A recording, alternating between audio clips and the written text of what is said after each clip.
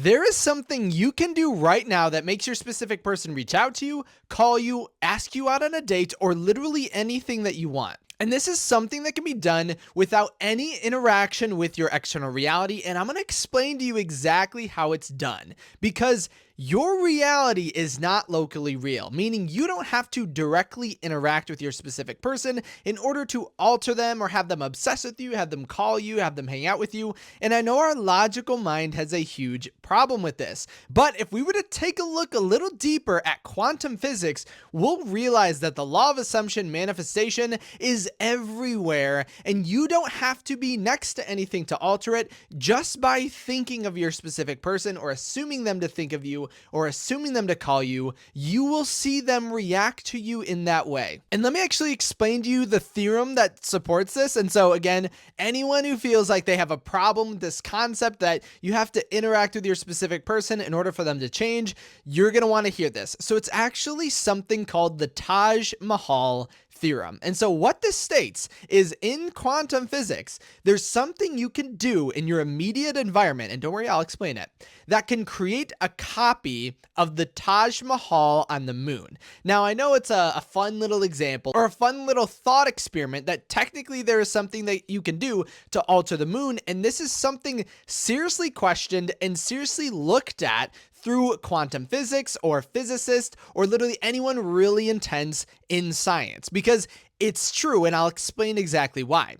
Stop thinking of your reality as a bunch of separate and different things. And the funny thing is, not only has Neville Goddard talked about this is something in the Bible, and every spiritual teacher you will ever listen to will make this statement that everything is in essence the same thing. There is no separation between you and your environment. You are your environment. In the same way, if you think of it like a dream, in a dream, everything is you.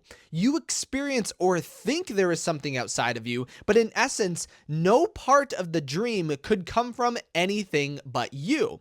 So everything is connected in a very intimate way, and your reality is no different. You are directly connected to your specific person right now.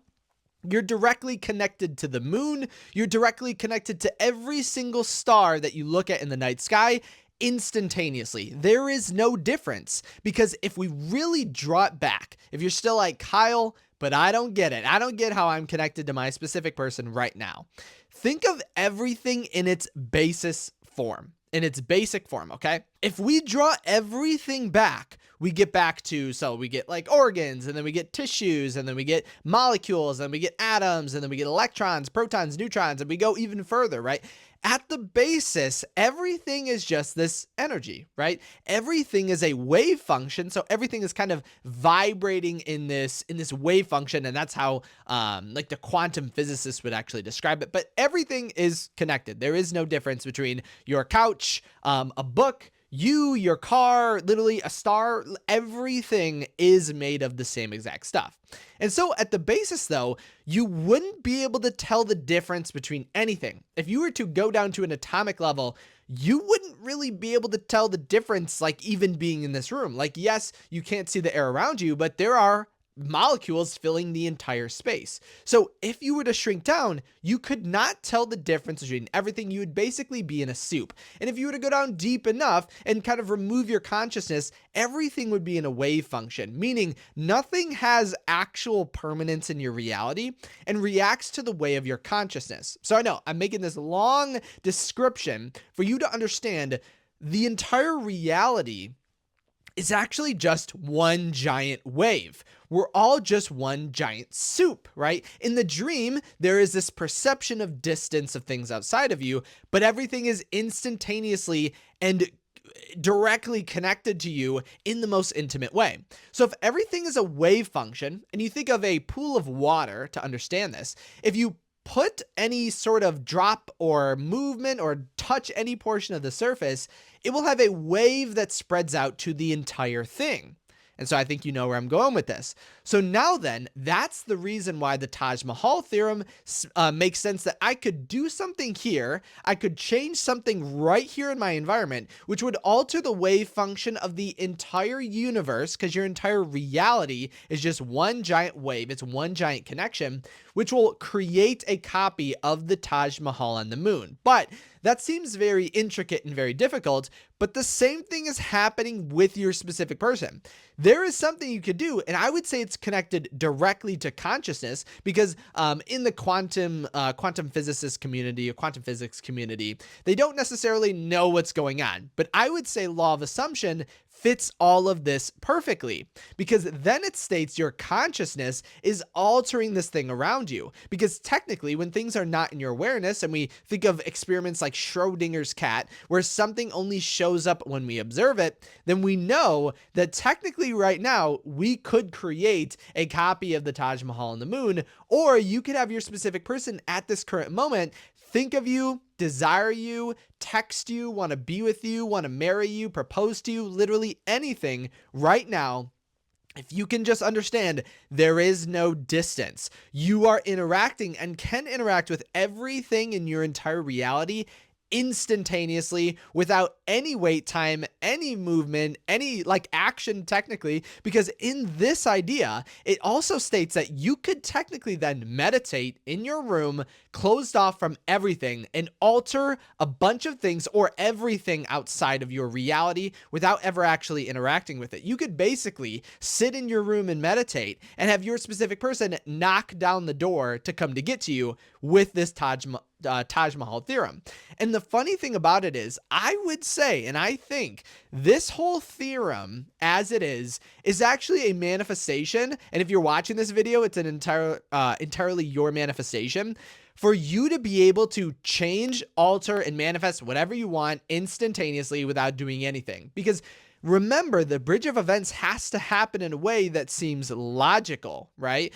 It has to just make sense to what our logical mind might think of it. And so if this is the case, this theorem makes it logical that you just watch this video and think my specific person is going to text me. And then that's the reason that makes that bridge of events logical, because you just point towards the Taj Mahal theorem and say that's exactly why it occurred. In the same way that Neville Goddard, when he talked to his mentor, Abdullah was just like, you're going to Barbados first class. And then so his Neville Goddard's brother, I believe it is, or brother-in-law, reaches out and basically buys his ticket first class to Barbados, and the rest is history. Because the bridge of events through Neville Goddard's eyes mean that you can point to something and say that's why it occurred. Even though your consciousness is actually the creator, your mind needs some sort of way to fill in the gap. And so right now, if you want a way to fill in the gap or to understand how you think something and your specific person just immediately thinks it, or you think about someone and they immediately text you, the Taj Mahal theorem is the reasoning behind this. So you can do it to manifest literally anything that you want. And I can even give you an example of how this can occur in real time with your manifestation. So take, for example, this person who is in 2 months of no contact, and they reach out to me after applying methods very similar to this, stated that their specific person reached out saying, let's get back together, and describing how, literally stating to them, I'm addicted to you, telling them how much they are addicted to them. And you would say, outside of what we feel is like locally real, so this idea that we have to interact with our reality, this makes no sense, right? They're in 2 months of no contact. So how could this have happened in the way that they're describing? And you would say the Taj Mahal theorem, right? The idea that you don't actually have to interact with anything in your reality in order to change it. And our logical mind tries so hard to fight against this. It tries so hard to say, no, that can't happen. Things around you are real. It's like going into a dream and assuming and thinking that it's real. And sometimes it does feel real, because technically you can only understand you're in a dream and that it's not real once you get out of it. But if we can understand that we are in a dream right now, then we can alter whatever we want at any given time, and you're going to manifest the same exact thing. You're going to be in however amount of time of no contact, because I can't tell you how many coaching sessions I've had where there were years, months, no contact, and their specific person reaches out to them, obsessed with them. And you're like, still, this makes no sense if you think of reality outside of law of assumption. But if you understand that the Taj Mahal theorem is something that physicists are actually, this is like a legitimate thing that you could even look it up after this too. You can legitimately look this up. It is in quantum physics books. And I think all of this stuff is just pointing towards the idea of law of assumption, which I would say Neville Goddard even talked about the Bible understanding and knowing science before science even understood it. So science, if you will, is just the reflection and the discovery of this all-knowing idea that is law of assumption. And so if you want to manifest whatever you want without doing anything, no action at all, because yes, you don't actually need to do action. Anything that you do in your reality that you believe takes you closer to your manifestation is actually a limiting belief, because you don't, right? You could do something right now that, again, makes a copy of the Taj Mahal on the moon. And if you could do that, then I don't think you actually need to do anything in order for your specific person to be obsessed with you. You just have to state that consciousness. That's the only thing that it is. You truly have to just assume it to be that way. And I think that's the missing factor between how we can create a copy of the Taj Mahal on the moon. And don't be surprised then if you see in the news that they find a huge structure on the moon that looks exactly like the Taj Mahal, because then that's something that you have literally manifested. But I think this idea is so fun and so amazing to think about, because it gives you an excuse to just have your reality change automatically without you doing literally anything. So try it out. If you did have any questions on this at all, make sure to comment them down below. Remember to comment exactly. So if you're using the Taj Mahal theorem to manifest something instantaneously, let me know what you are manifesting instantaneously without any effort down below. If it's a text, if it's a call, if it's marriage, if it's $1 million, anything with your specific person, or literally anything in your reality, because you can use this for anything, comment it down below and then leave a thumbs up to really set that intention in stone. If you did want to reach out to me or let me know what you were manifesting through this experiment or through this theorem, you can always reach out to me at kyleaugustcoaching.com. As always, thank you so much for stopping by today. I can't wait for you to use this idea and use this theorem, and then comment and let me know all of your awesome instantaneous success stories. I can use them in other videos to help other people manifest. But once you get that, let me know, come back to this video and comment. But as always, thank you so much for stopping by today, and I can't wait to see you in my next video tomorrow.